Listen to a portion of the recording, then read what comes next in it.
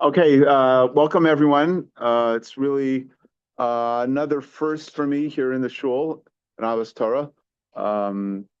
Started Mishnah Berurah a couple days ago, and now first holiday shiur, legal holiday shiur.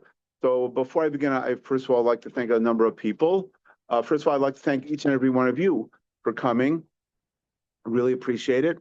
I always like to thank Eric, who put together the flyer, and I'd like to thank Yossi for he's here somewhere right. He's the one who put together the food, right? Or whoever helped put together the food for this wonderful breakfast. And I'd like to thank Dr. Weil, of course. He and the whole board have made our transition, and every one of you, each and every one of you, as I mentioned previously, my wife and I are so overwhelmed about the warmth, and it's made the transition very, very easy.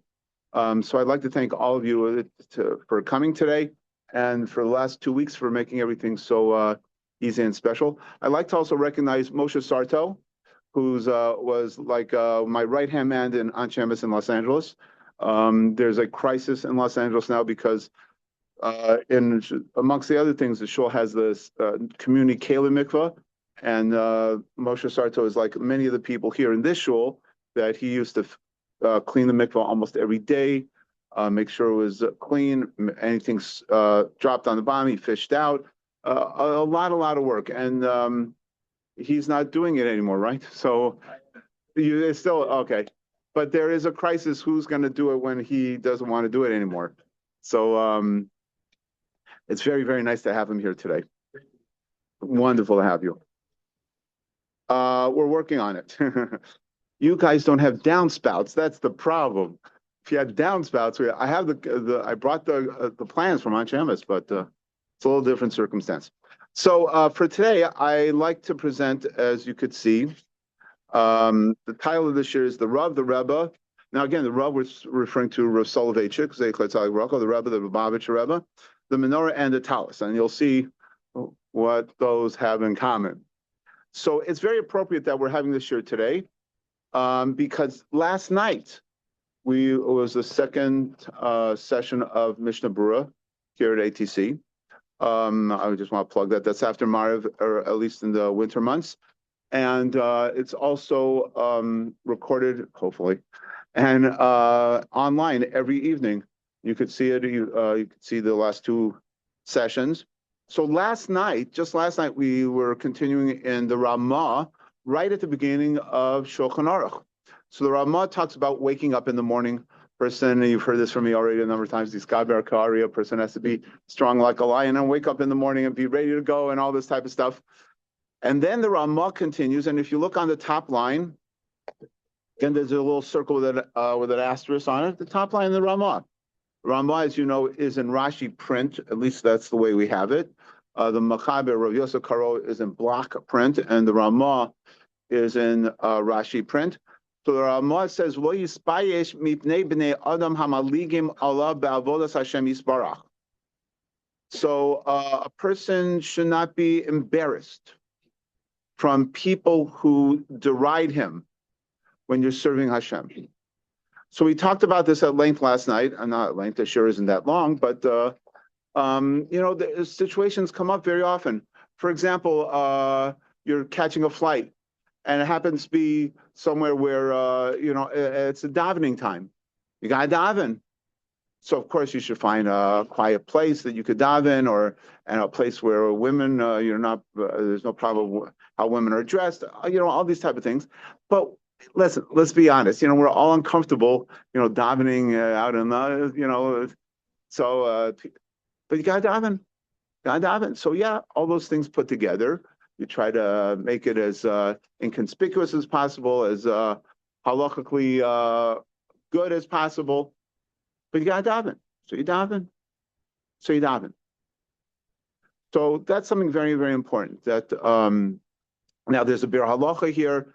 It's very interesting to see the Chavetz Chaim in this. The Chavetz Chaim talks about even though he says sometimes you have to stand up very strongly against Apikarsim. So we know during the Chofetz Chaim's time, and even before that, unfortunately, the Reform and conservative movement were very strong. So you have to be willing to stand up.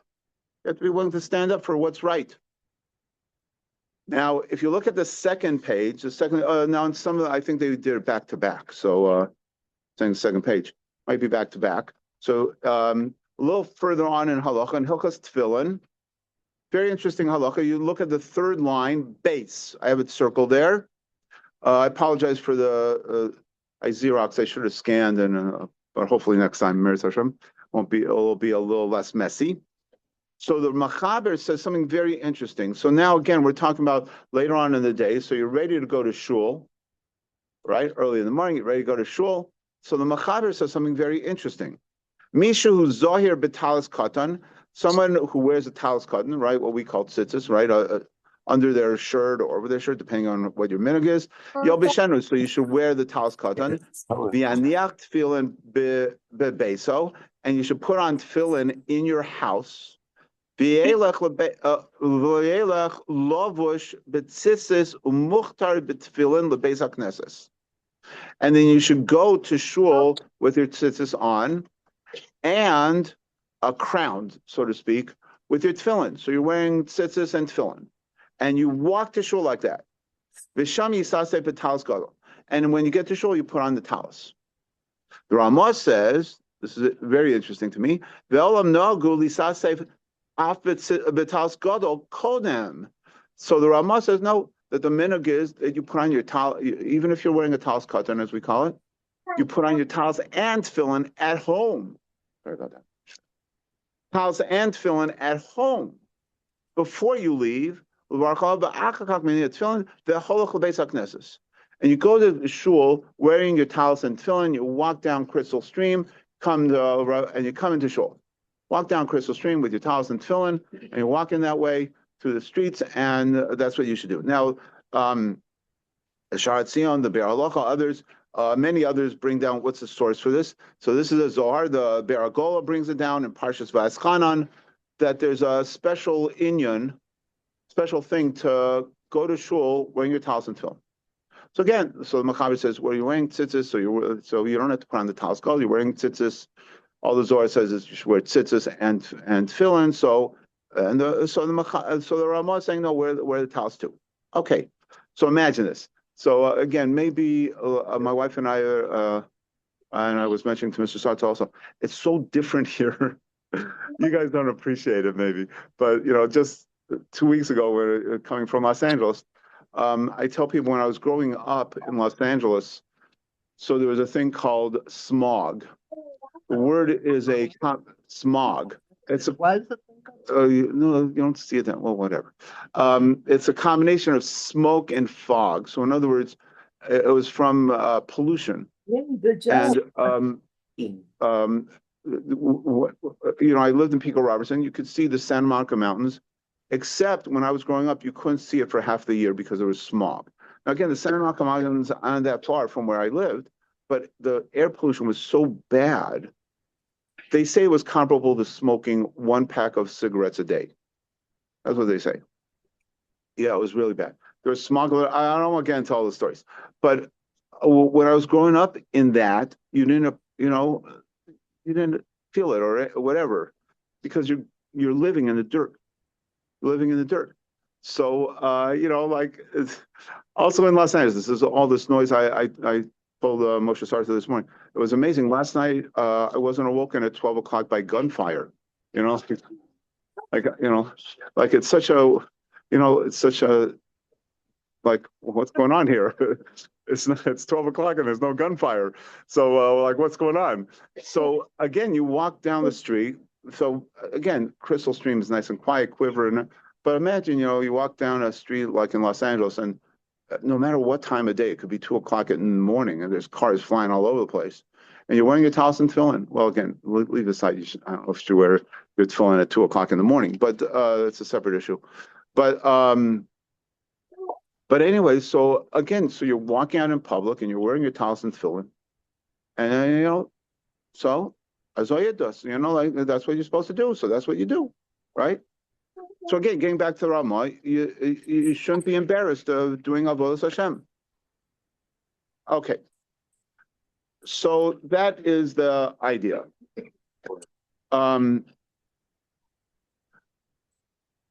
Now we just went through Hanukkah, and again, so it's very appropriate to talk about it. It's still in the glow of Hanukkah, if you want to call it that. Now, Hanukkah is a very interesting time because we have a mitzvah of Halakas Ner Hanukkah. But if you think about it, it's a very interesting mitzvah. Why? Because when you think about it, there's really two mitzvahs being done simultaneously. What do I mean by that? In other words, we have the mitzvah of lighting Neros Hanukkah, okay, but also we have a mitzvah of Pirsumei Nisa. And they seemingly come at the same time.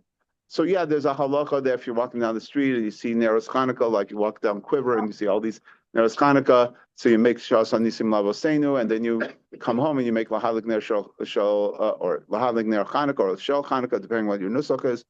But what brings up is a very interesting machlokas between the Lubavitcher Rebbe, Zechatzai Rocha, and the Rav Yoshe Ber Soloveitchik, Rav Yoshe Ber Soloveitchik, Zechatzai Rocha. It happens to be, it's very interesting. Two different, Rav Yoshe Ber Soloveitchik was a brisker, and the Lubavitcher Rebbe was obviously a Chassidish Rebbe. But believe it or not, again, I don't want to get into it, and you can ask other people about this. They were friends. They evidently had a close relationship, even though they only met once or twice. And the story goes, I think the Rebbe said it, or the Rav Yoshe Ber said it, or maybe both of them said it. And that is, they were both. If anybody's out there on, how can I silence the people out there? Okay, well, yeah. Yeah, if you could just put yourself on mute until later if we take questions. So anyways, when they were young men, they were both in the University of Humboldt, somebody looked it up, in Berlin. And the Rav Yoshe Ber told the story that one afternoon he was taking a nap, a regular afternoon, taking a nap, and all of a sudden he woke up and there was this young man sitting by his bed.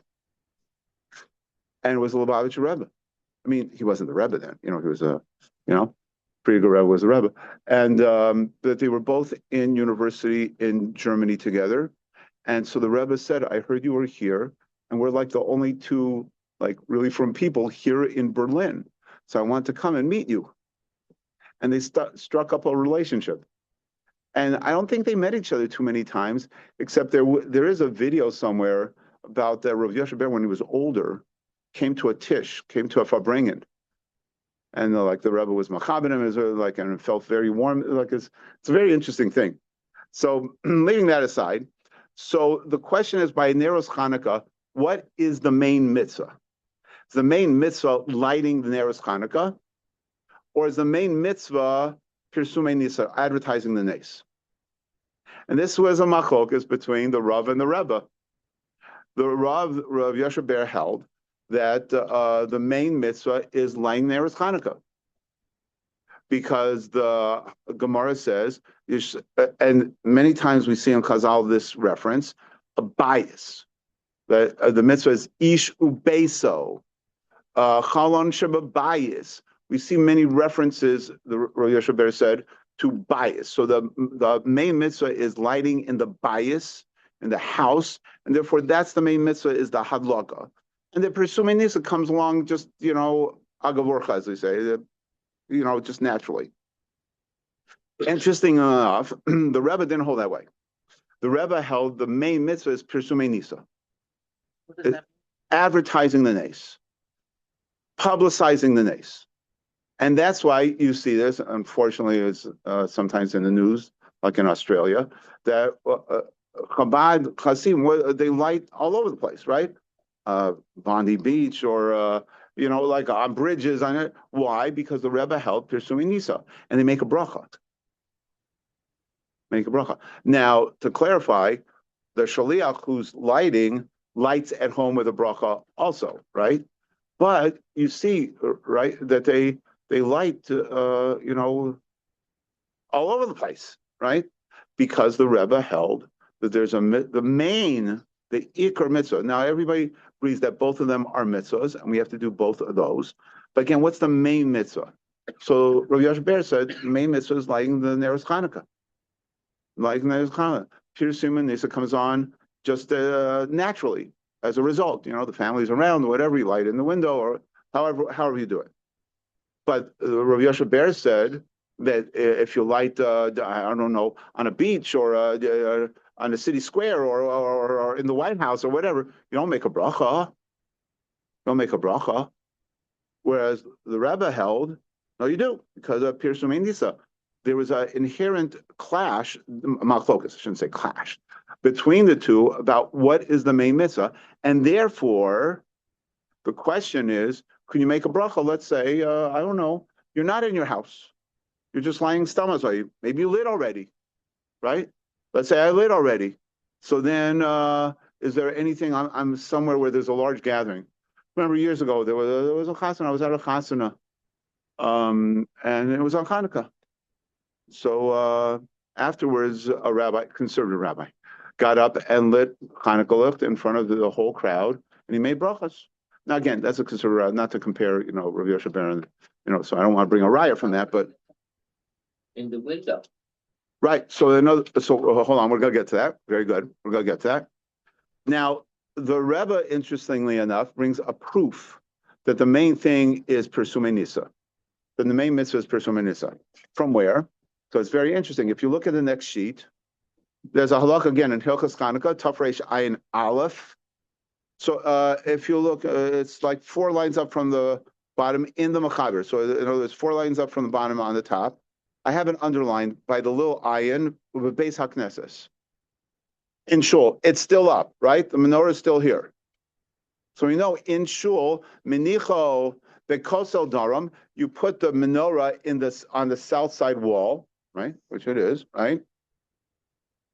Menorah, okay. Umadlikim umevarchim bebeis haknesses mishum pirsumei nisa. So the Mechaber, the Shulchan Aruch brings down that in a shul, what do? You put it in a certain place on the south wall, and you light and you make a bracha. Mechaber says very clearly. And why? So the Mechaber says because of Pirsumei Nisa. In other words, hopefully there's a bunch of people in shul, and so therefore there's a mitzvah Pirsumei Nisa, advertising, making known the miracle of Hanukkah. So therefore we got a gathering of people. Let's light Hanukkah. And again, not just you light, but you make brachas, right? The Mechaber says very clearly, right? So therefore, now the Rama goes on and says whoever lights is not Yotze, they have to go home and light again. Okay, fine. But still, the Rebbe says, you see very clearly, Mechaber says, right, it's nobody's house. So why are you lighting? Clearly, the Mechaber says it's because of Pirsumei Nisa, to advertise the nace. So therefore the Rebbe says, a raya that the main thing, when we have this clash of Hanukkah between these two mitzvahs, which is the main mitzvah? See very clearly, Pirsumei Nisa. Very clear. So now, what does Rabbi Yoshe Ber do with that raya? Seems to be a very good raya. So now, not Rabbi Yoshe Ber, but others give an answer that, as you know, many shuls, I don't know, we used to do it in my shul in LA, in Anshe Emes, but then COVID, it fell off, and I don't know. I first said we're supposed to restart it, but we never did. But some Ashkenazi shuls have a custom of making Kiddush Friday night in shul before Aleinu. So this is problematic because when you make Kiddush, it has to be Kiddush B'Makom Suda. You have to make Kiddush where you're eating, where you have something to eat. Who's eating in shul Friday night, right? Where's the Kiddush going for? What's going on? So the answer is that in days of yore, whatever that means, people either who were traveling or who were homeless, right? People ask this very often, like, okay, well, what does Orthodox Jewry do with homeless people? Answer is we take care of them, right? We give them food, we give them a place to sleep. We had a person who during COVID afterwards, right, who was homeless. So he slept in the shul. We had a childcare room, and so during the week it wasn't used. So he slept there. The guy wasn't dangerous or anything. It was just, whatever, it was Nebuch. So he slept in the shul for 2, 3 years, something like that, right? So there were people like that. So after when davening's over Friday night, what are they going to do? They're going to eat. The community provides them with food. Here's the answer to that part. And then, yeah, but it's Shabbos, so they have to make kiddush. So what do they do? So we make kiddush for them. And the davening made kiddush for them. And then everybody went home, but they stayed in shul and they ate, right? So there you go. So that minhag amongst Ashkenazim stuck. Vilna Gaon says you shouldn't. Okay, leave it, right? Not for now. But some answer that no, when they lit in shul, who they do it for? For the homeless people. For the homeless people, because they did it for them. Now, a lot of people don't like that teretz for the obvious reason, right? Like how about if you don't have homeless people, right? The Mechaber is saying we light in shul. He doesn't talk about how about if you don't have homeless people, right? In ATC or on channel, right? No homeless people now. So who are you lighting for? So the Mechaber doesn't differentiate and say, well, if there's homeless people, you light. If there's no homeless people, you don't light. He doesn't say that. He says across the board. And that happens to be the minhag is, in every shul, we light Chanukah lechem between Mincha and Maariv. So the Rav has an interesting answer. He answers the Rebbe's Raya. And the Rav said, no, because you know why we light in shul? Because the shul is a mikdash me'at. Now, again, not to get into Musar, but we all know we should understand this and feel this when we walk into a shul. It's like you're walking into a little Beis HaMikdash, and you won't be joking around and talking about the Golden Knights or the Raiders or something like that. I have to pull my references here, but I'll get there. Right? You won't do that if you're walking into the Beis HaMikdash, hopefully, like some people say to me, yeah, but if you went to the Beis HaMikdash every day, well, that's a problem. Like it's you're walking into the Beis HaMikdash. So, a shul is a mikdash me'at. We see the references like that all the time. So the Beis HaMikdash, they lit not Chanukah, but they lit the menorah. So therefore, in Chanukah, we light the menorah in shul. So that's what the Rav answers. The Rav answers it's like Zecher LeMikdash. Zecher LeMikdash, like in the Beis HaMikdash. So why don't we do it every day? Or the Chanukah, it's So that's the way. That's the way the Rav answers the Rebbe's Raya. Now, I'm only here for 2 weeks, but I think you know me well enough that I'm not going to leave it at that, right? So there's machlokas between the Rebbe and the Rav. Rav Moshe. Now, obviously, I'm going to do this. Rav Moshe Feinstein, I think, feels like the Rav. How do I was trying to get confirmation of this. But the carrier pigeon didn't come back in time. So Rav Moshe has. Now, I'm sorry, I would have Xeroxed it. I would have copied it, but I started working on this shiur the week before I left LA, and I left the Igros Moshe on my desk, and the packers packed it, and I have all. Believe it or not, this shows you how the Yitzchok works. I have all my Igros Moshe, except for that volume. So I'm sorry, I couldn't Xerox it for you. I couldn't copy it for you, but I guess you're going to have to trust me. So Rav Moshe has a tshuva in Igros Moshe Orach Chaim Chelek Dalet Siman Kuf Hey Os Zayin. And Rav Moshe says that the halacha is brought down, and you probably know this, again, in Tafresh Ayin Aleph Hey, so it's a little, that, not you asking, is it there? Yeah, that if a person Ner Chanukah Menicha Pesach Hasomach L'Rushos Harabim. Anybody ever been in Eretz Yisrael Chanukah time? So you see everybody lights outside, right? They have special gizmos so it doesn't blow out, and all these glass things. There's a whole separate shayla about that. But what do? You light the Chanukah menorah outside by wherever people walk, mibachutz, outside, or we put it in the window, and then the Machaber continues with Shas HaSakana, when there's a danger, right? The Goyim are not going to like this too much. Now, don't forget, especially this time of year, a lot of times Hanukkah coincides with their holiday, and Baruch Hashem, we don't appreciate this. But December 25th, Easter, those were not such good days, you know. It was dangerous to be walking around if you're a Jew, and definitely to put out your menorah and put all the shebang out, you know, like wasn't such a good idea. So the Machaber continues. Listen to this: if there's a danger, mitzvah menicho al shulchano. So what do? You put the menorah on your table inside your house, right? Just what I'm saying. The dion, that's enough. That's okay. So in other words, what would be the Pirsume Nisa? What would be, right? In other words, we're saying now, Hanukkah, you have two mitzvahs coming at the same time. What? You light the Hanukkah and you're advertising. Who am I advertising to it? If I put outside on a Rio Grande so everybody sees it, wow, Jews must be something going on. If you put it in the window, people see it. But if I light it inside my house on my table, what big shebang is there? Answer is from my family, and that's enough. Okay, so then the question is, how about if you live alone? And you know, like my son had this shiloh. My son Yehuda is back in LA. He's in an ADU. It's in somebody's backyard, like they have this in Los Angeles. And you know, so even if he puts it in his window, who sees it? Nobody sees it. It's facing the landlord's backyard. You know, like, so, anyways, but that's the mitzvah.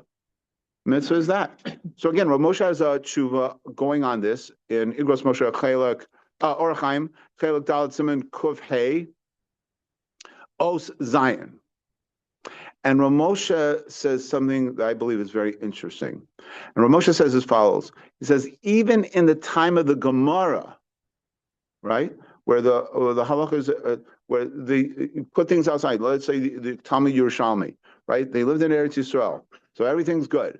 And so everybody's lighting outside with the glass around there, but still, imihilik bifnim yatsa. Let's say somebody in the time of the Gemara, living in Eretz Yisrael, let's say that person lit inside their house.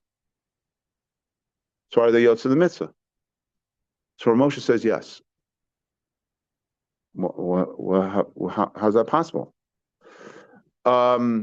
The ain pirsume nisa ma'akev bahadlokas ner Chanukah, because even though you're supposed to advertise and make known the miracle of Hanukkah, that aspect, that part of it, does not destroy the other part, the mitzvah of lighting Hanukkah. So in other words, you lit Hanukkah, but you didn't advertise it to anybody. So according to the Rebbe, that's a problem. Rav Moshe says it's not a problem, because the fact that you didn't advertise it to everybody doesn't kill the mitzvah of you lighting. Asur doesn't do anything. No, Asur doesn't either, especially if you sing off key. But you're advertising. Don't get into that. No? Okay. Yeah. So Rav Moshe brings an interesting proof to this, right? Rav Moshe says, the Gemara says, Uvishas hasakana, like the Machaber says, Shas hasakana menichal al shulchan v'dayo. The Gemara says, right? The Machaber was quoting the Gemara. The Gemara says that if there's a sakana, you put it on your table, you put the menorah on your table, nobody's around, and you light, and that's enough. That's what the Machaber said, quoting the Gemara. So Rav Moshe makes an interesting diuk. Rav Moshe says, the Gemara does not say if there's a time of sakana, Chazal made a separate takana that you could light because of the danger, you could light in your house and that's enough. Rav Moshe says, the Gemara says that you're supposed to light outside, and if you can't, you light inside. Because of a sakana, you light inside. So Rav Moshe says that was part and parcel of the mitzvah. In other words, it's not that you have to light outside. And then we made a separate takana, we made a separate ordinance, we made a separate thing that we mean the chachamim, that if you live in a dangerous place, that you don't have to do that, you could just light inside. Rav Moshe said, the Gemara doesn't say that. It says it's one thing. You light outside, advertise. If you can't, light inside. It's not two separate takanas. What is takana? Establishment of the mitzvah. It's one thing. So clearly, I think we see from this, Rav Moshe held that the main thing, the main mitzvah is lighting, not advertising. Because he says very clearly that advertising does not destroy the mitzvah. I just want to add one other point. And then Rav Moshe has a separate tshuva. Here it is. In Drashas Moshe, Siman Chavav, he says, Mistaver, he says, it makes sense to me, Kivan Dizman Hazeh Madlikim Mifnim, since today, excuse me. Yeah. So he says that there's no Pirsume Nisa, there's no advertising the miracle of Hanukkah for non-Jews.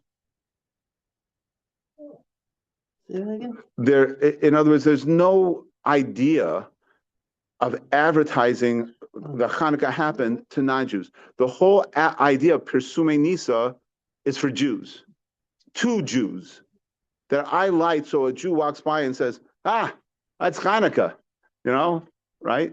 From or not from, like, never know what a Hanukkah look would do for a person to make them do tshuva, right? Well, yeah. So a few people have questions? Just here's the lesson of the Gemara, and then Rashi brings, right, because of the people that would gather wood and stuff like that. Yeah, there's machlokas, right? Those were non-Jews. Oh, so right. So Rav Moshe brings it up. He says it's referring to Jews. Very good. He says no, it's talking about in Eretz Yisrael, and he says it's Jews. Like what did Hillel do? Right, wood gatherer. Right before the Menorah. Right, he was a wood gatherer. Yeah, very good. Rav Moshe brings that up. Yeah, sorry. Just to clarify, Rav Moshe holds like a pillar you can light inside your house. No, everybody agrees it's best to put it in the window, right? Yeah. But let's not the dieva, but again, if you, like he says, let's say something in time of the Gemara, everything's good. You live in Eretz Yisrael, there's a base of Hamikdash, you live inside. What? Defining aspect of the lighting. Right. If you can, great. Right. If you can't, no, it's okay. Whereas the other way doesn't work, right? Let's say, well, let me explain a little better.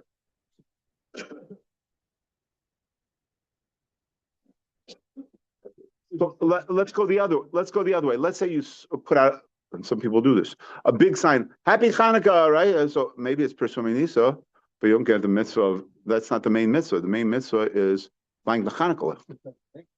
Huh? Pursuing the Nisa. The Nisa is the light. No, well, so you're right, the miracle of Hanukkah, whatever, So, no, but it's also interesting, again, that Rav Moshe holds clearly, he says that there's no concept of Pirsume Nisa to non-Jews. So it's very interesting. Is there any in the end of pursuing Nisa to yourself? So like on Pesach, Very good. right, the halacha is if there's no one else around, Right. you're all by yourself, you still say Haggadah, you still ask. Right, and you ask yourself or whatever. Right, so some people say that in Rav Moshe. Very good.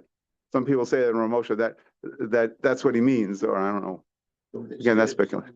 Somebody else. Right, but if let's say there's nobody awake, so that's what I'm saying. Yeah. Okay, so that's a very interesting, I think, machlokas between the Rebbe and the Rav, and again we could bring in Rav Moshe there. But what I have to bring out is that's in general. Excuse me, that's by Hanukkah. But how about in general, like I started off with?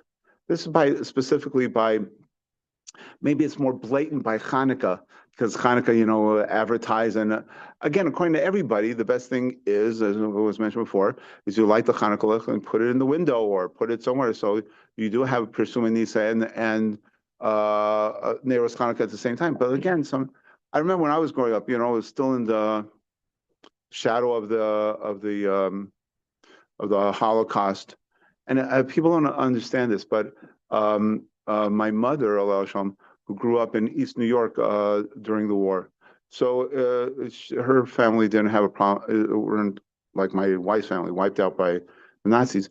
But there was tremendous anti-Semitism in America. Mhm. Tremendous anti-Semitism. My mother, Allah Shalom, would not buy a Ford because she remembers an old man Ford. He was mamish a Nazi.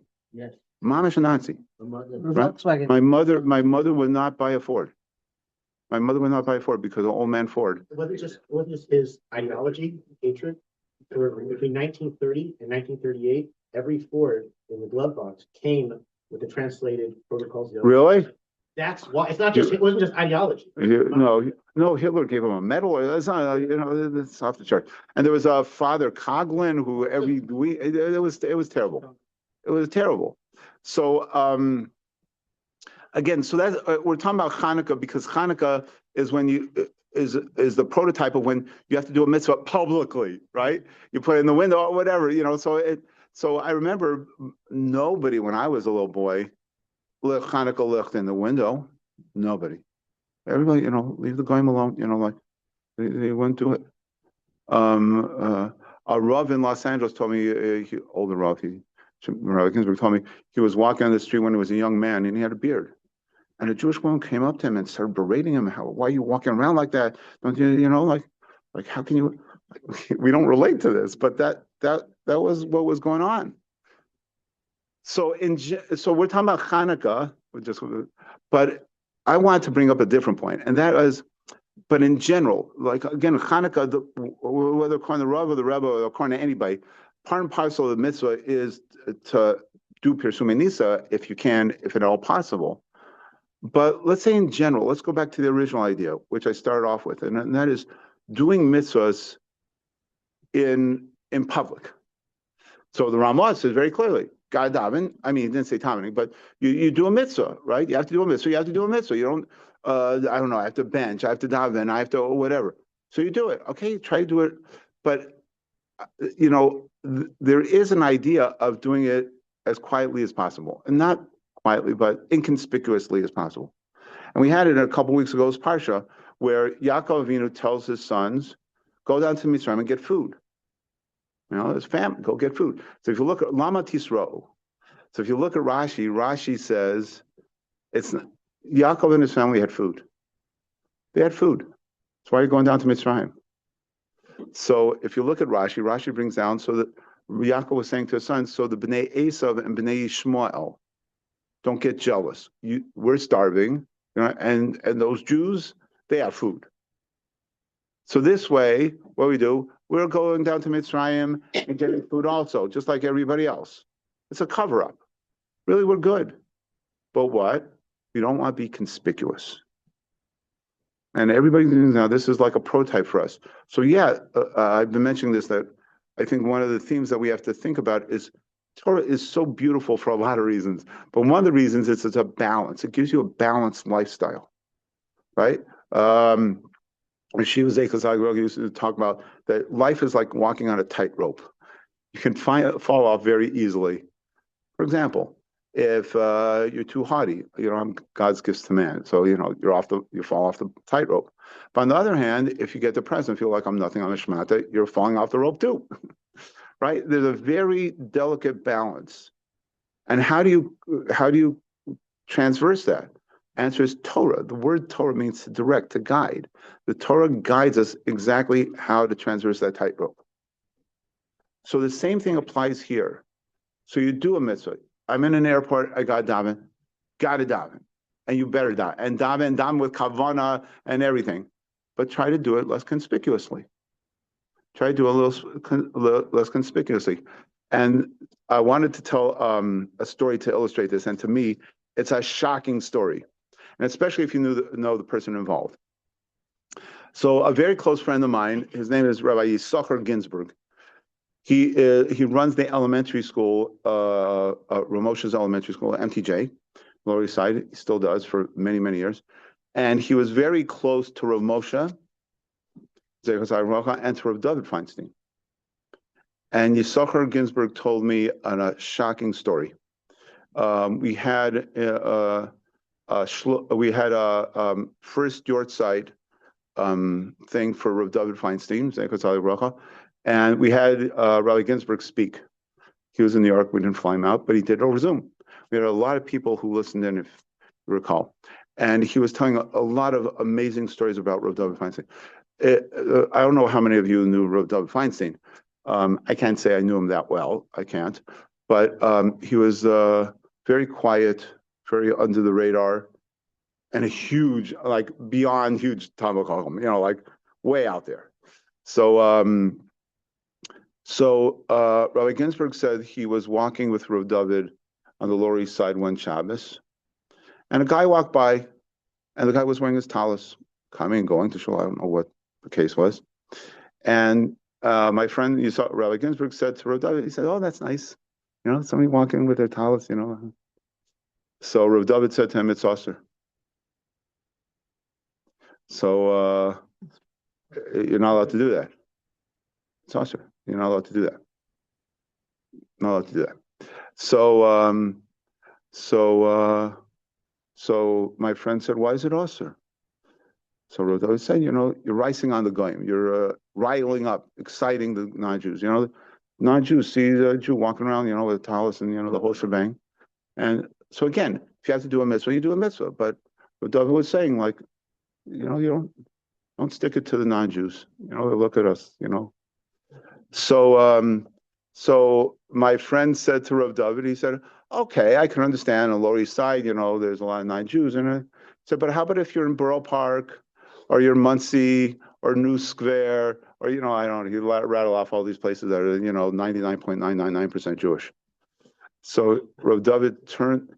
He said he was shocked. Now again, I didn't know Rav David that well, but he was very quiet. He didn't speak publicly. From what I know, I only know one or two times when he spoke publicly. He didn't speak publicly. He was, he was inside his yeshiva. It was very, very quiet. So a lot of people didn't know him. So it's very out of character. So my friend said, "Well, how about if you're in Borough Park? So walk with your tallis on the street. You're in New Square. Well, walk with your tallis on the street." So he said, Rav David stopped and wagged his finger at him. He said, "It's because of people like you we're still in Golus."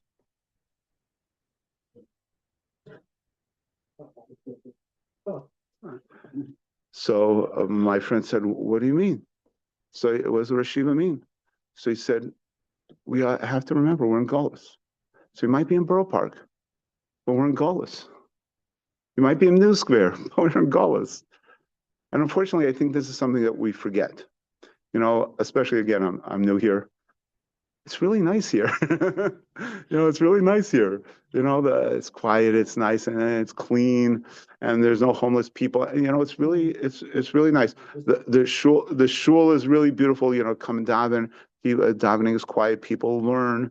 It's really impressive. But we have to remember we're in Golus. We're as nice as it could be. It's not like where we should be. Now again, I'm not denying we have to be thankful to America. Where Moshe writes, it's a malchus shel chesed. All the Gedolim talk about that it's unparalleled in history. Now, again, it's very appropriate that I'm speaking today about when the mayor of New York was just inaugurated. So, again, but I think that's, believe it or not, one aspect that I think Hashem's sending. Again, I'm not a Navi, I'm not Tom, I'm not Rav David Feinstein, I'm not anywhere, I'm not the Rebbe, I'm not the Rav, I'm not anywhere in their distant galaxy. But I think it's something that we have to think about with the rise of anti-Semitism. Now, again, there's a lot of reasons for it, but one aspect is, now, Baruch Hashem, I don't see it here, but you hear about Jews driving cars that you can buy a house for. Just a week or so ago, I heard this video from one of the big kashrus people in America. It was talking about the latest thing is exotic, from people, exotic vacations. People go to, I don't know where he was mentioning all these places, and they bring a private chef who, quote unquote, knows kashrus and cooking for me, no mashgiach. And this Rabbi Tendler was saying he's shocked. Like, how can you do this? He might know kosher, but he's not Jewish, and he's, like, how can you eat the food? But leave that halacha. I'm just talking about the hashkafa, the outlook, the attitude. Is like, okay, maybe we could afford the Bentley. Doesn't mean you have to drive a Bentley. There's no mitzvah to drive a Bentley, right? So I think whatever, according to everybody, I think this is one thing that we have to keep in mind, not to egg on the goyim, right? We're in Galus. So So we have to have that awareness of, okay, Baruch Hashem, maybe you can afford that car. Don't buy that car. Buy something a little less conspicuous. You could do a lot of good with the money that you save between buying the Bentley and the really nice whatever. I don't want to mention his name, but there's a very, very wealthy man in Los Angeles. I was at a Levaya a little while ago with him, and very wealthy. This guy could afford any car. And I remember he pulled up with the highest end Toyota, a Toyota Avalon. And I didn't say it to him, but I was so impressed. So he had a nice car, very nice car. This guy could afford a Bentley for sure. No? And I'm sure he gives all that money instead to schools and shuls and all these other things. So, but again, the idea is, like Rav Dov was saying, whether, the main mitzvah on Hanukkah is Pirsumei Nes or it's not, Elu Divrei Elokim Chaim. But I think whether it's the Rebbe, the Rav, the Ramosha, or whatever, the idea is there that Lama Tisro, that we should have this awareness that even though Baruch Hashem, it is a Malchus Shel Chesed, and America is an amazing place, we have to be very, very grateful to the American government. And Ramosha has a tshuva, as you probably know, that he says you're obligated to vote. Make a big deal about this in Los Angeles, to vote, because you have to show Hakar Satov. You have to recognize what America has done for us. But on the other hand, we don't have to. So Baruch Hashem, in this shul, it's less of in this community, I should say, it's less of a problem. But again, we have to have that awareness, whether we light outside or don't light outside or whatever we do. The concept of Lama Tisra'u, and as Rav David said, to have this awareness that even though Baruch Hashem, we live in Henderson, it's nice and it's beautiful here, and it's wonderful to be here. We have to always remember that we're in Tallis. Thank you very much for coming, and thank you for listening. Any questions, comments, criticisms? No? Okay, Yashikok, thank you, everyone. Oh, I'm sorry. Yeah, well, since October 7th, there's so much outspoken. And I've seen across social media or across the news, whatever,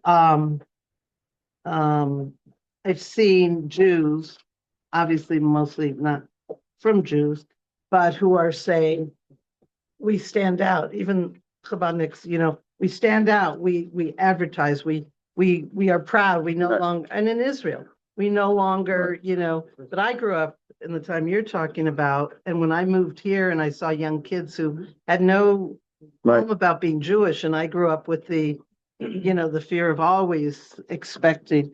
So that's what I'm saying. I'm saying there has to be a balance. Like, again, I'm not here to criticize anybody, but we do have to, in other words, it could be like that story I told you about the rabbi walking in the 50s after, and he had a beard and the woman berated him. Right. That's over the top. But on the other hand, I think especially here, my wife and I were talking about it, here when I walk around like this, I'm not wearing a kaput or a Hamburg or anything, but just walking around like this, I think people know what I am. But I'm not going to start wearing jeans and a t-shirt, right? Yeah. Well, yeah. Let's not get it. Well, that's a separate thing. You have to. Yeah. So again, so you wear Baruch Hashem. You could still do that in France. I don't know if you could do that, but in America, Baruch Hashem, you could still do that. So you wear a kippah. There's nothing wrong with that. But again, if it's something else. It's something else. Like I don't know if I'd walk in South Central with a yarmulke. I don't know. Maybe I would. So South Central Los Angeles is not a safe place. Not safe, it's not Muslim. Huh? In South Central, maybe wear a hat. Yeah. Tuck them in. I did that once. I was somewhere, Redneckville. So again, that gets into a machlokas between the Mishnah Berurah and the. Yeah, you're right. You have to. Yeah. I find that a lot. Like sometimes I feel conspicuous, and really people come up and say, "Oh, yeah." It's a hard call. But let's say I don't know, you're walking in a mostly Muslim neighborhood. Yeah. So, but let's say you have to go there. Jews do business everywhere. There's no danger. What if Yeah. So again, it's a hard call. What if you have, no, what if you're in business Yeah, and you go to a flea market? yeah. What do So you do? I don't know. Again, it's a balance. You have to know the place. I would tell a person maybe wear the yarmulke, and then if somebody says something, maybe the next time, the next one, wear a Dodger hat or a Golden Knights hat. Excuse me. So, yeah. In the. Yeah. Oh, that's cool, but you were talking about, right, which legend by time to count indoors. I think probably also people were not wearing yarmulkes outside either. No, they weren't. I remember when I was in school. I mean, I'm a rabbi's son, so I wore a yarmulke. But there was a lot of kids in the school. I remember the school, Hillel, Rabbi Gossman started this thing. He bought hats as part of the uniform, hats, and it had HHA, Hill Hebrew Academy on it. So guys would be able to wear hats, be part of the uniform, and to encourage, and then hopefully was hoping that those boys who wouldn't be wearing a yarmulke when they left school, they just keep on wearing their hat. Did your Rebbe wear a yarmulke out there? You wear a hat. I mean, I have a picture on my desk of me, him, Rabbi Bluth, and Michael Russo in front of MTJ. He was wearing a hat, but he didn't wear a kapata. But that's something else. You No, know, but could be he wouldn't wear a yarmulke either. Could he wear a hat? well, on the Lower East Side, you could wear a hat, and yeah, Lower East Side that's one of the beautiful things about the Lower East Side. Lower East Side was very Hamish. I could tell you stories about that some other time, but that's what I liked about it.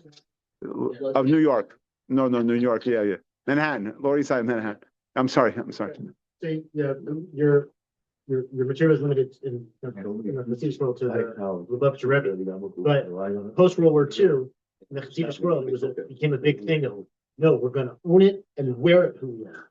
Oh, so that's a different shiur that I heard from an Adam Gull, but that's a different shiur about post World War II. I heard from a Adam Gull about post World War II, how to plant Torah or in America.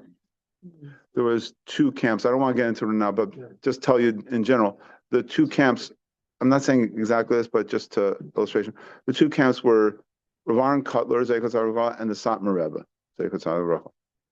So the Adam Gull told me Rav Aaron felt that the way to plant Torah is pure Torah learning, Torah, and a guy could dress regularly, but through the intense Torah learning, he'll be okay. The Satmar Rebbe felt differently, and I'm just using Satmar Rebbe as a banner, but the Satmar Rebbe felt, again, I heard this from an Adam Gadol, that the Satmar Rebbe felt that you have to make an insulated community. So we talk Yiddish. I have nephews who don't know English. I don't know what they think I am, but like, hey, my Yiddish. But that's a separate issue. But and they dress differently. They talk Yiddish. They dress differently, and so that will insulate them from the effects of America. Yeah, but that's Right, what the Hitler- melting pot. that's The melting what pot. Hitler's for. The Jews, Well, let's not go there. That's like I said, a whole separate shiur. But Sorry. what? I was just saying, that's okay. I appreciate the answer. I know if you want to go, I have one more question. Kind of was Okay. here, but it's not Well, anybody wants to leave, could to spreading the miracle. If you want, could you light outside and put like a screen with a menorah on your outside by your window, and just have like What do you mean? a loop of a menorah just lit. You put a TV screen in front of your window. You don't light. You light inside, outside, away. Oh, in other words, you're not lighting, and so that's what I was saying. Let's say you put Happy Hanukkah, we're celebrating the miracle, and you didn't light. So according to, did you fulfill a mitzvah? I'm saying You publicized, but you didn't light. No, but let's say, yeah, according to you, it's even better, right? I lit, and separately. So again, that's the discussion. Right. Or go the other way, right? Yeah. Well, we're having enough trouble with live streaming. Let's not. Okay, thank you everybody for coming. Yashikov. Thank you very much. Thank you. Thank you for coming. I ate at home, though. I ran home. Thank you for the concern. I ran home.